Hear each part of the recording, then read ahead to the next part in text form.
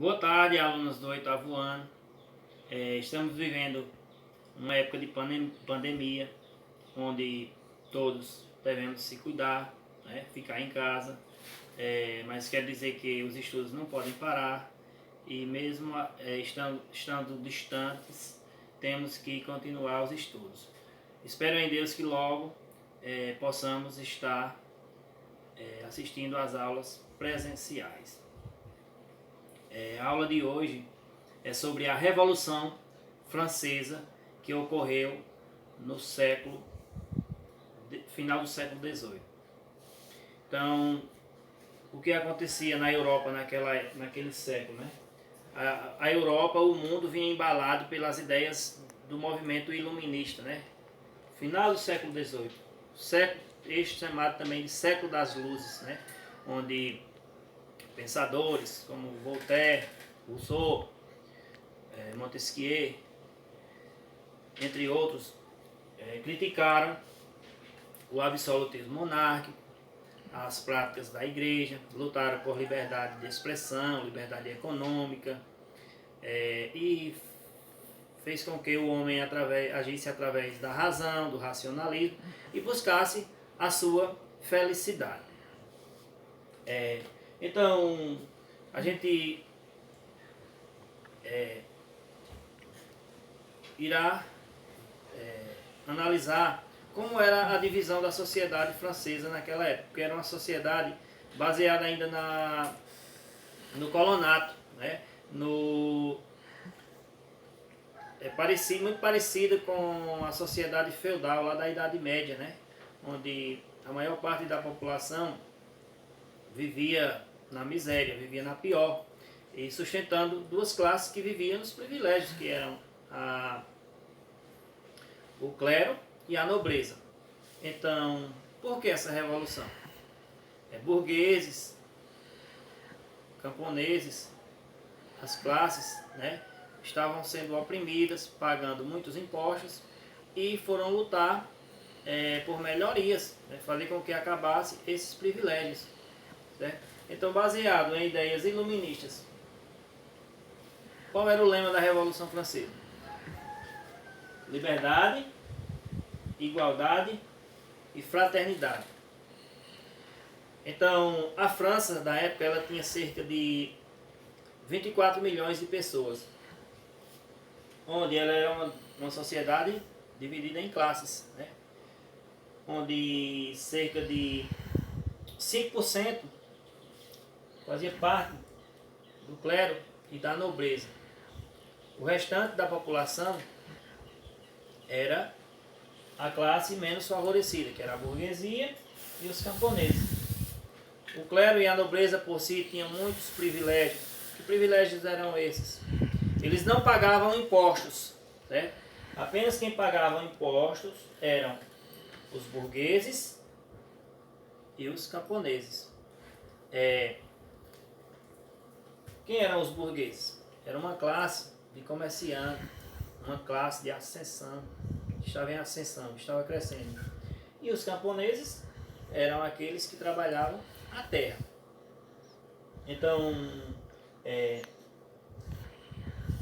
a igreja era muito poderosa naquela época ainda, existia ainda muito o misticismo, né? E por quem a França era governada? A França era governada por um rei, o rei Luís XVI. Vejam que o mundo estava se transformando naquela época. Tinha ocorrido a independência dos Estados Unidos em 1876. Então, enquanto os países, as ideias iluministas chegavam em todas as partes do mundo, inclusive a América, né, que veio depois as independências dos países da América Latina, a França ainda vivia um modelo arcaico, né? Um estado absolutista, né? O absolutismo monárquico do rei Luís XVI. Então, ocorreu que os franceses quiseram mudança, esse rei não quis acatar, e para isso a burguesia, né? O povo francês, o povo menos privilegiado, que vivia sustentando as outras classes, partiu para o ataque e fez a revolução.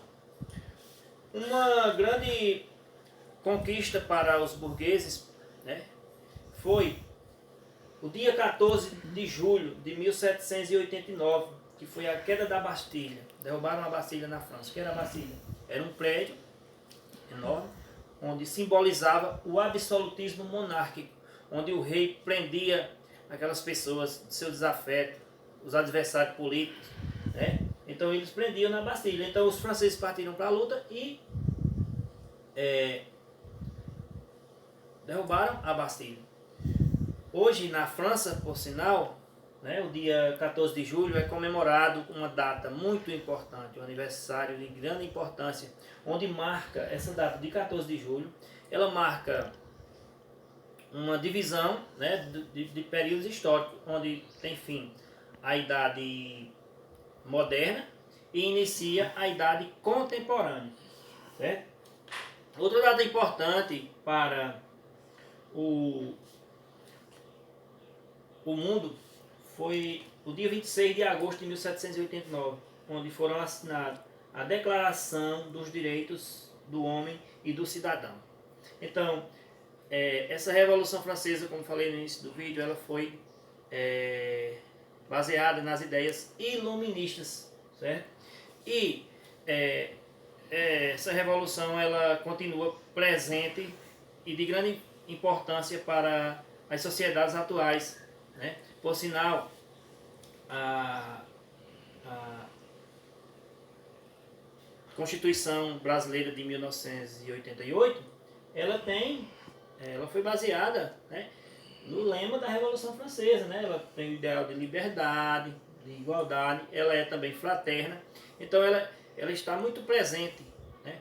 Esses acontecimentos lá do século XVIII, eles estão muito presentes nos modelos de democracias atuais, tanto no Brasil como também em vários países da América Latina, da Europa, certo? Então é muito interessante a gente ver que o absolutismo monárquico teve fim na França, mas foi com muita luta, com muito sangue derramado, certo?